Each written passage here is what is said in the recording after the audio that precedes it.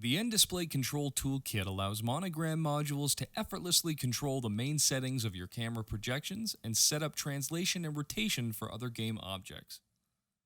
Built-in controls include pan, tilt, roll, translation on X, translation on Y,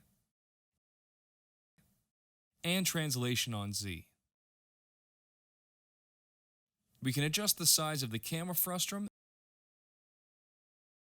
and also the exposure. The functionality is scripted in blueprints using a modified pawn, so all you need to do to get going is replace the default pawn with ours.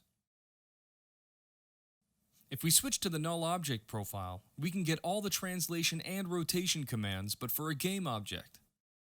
Add any actor as a child to the Null object in order to control it. Switch between profiles to change which actor you are controlling.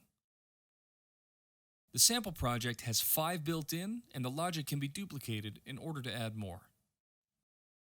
To get started, just download our sample project. Migrate the assets into your project. Load our profiles into Monogram Creator, the main profile for nDisplay plus any number of Null profiles for object control, and you're set to go.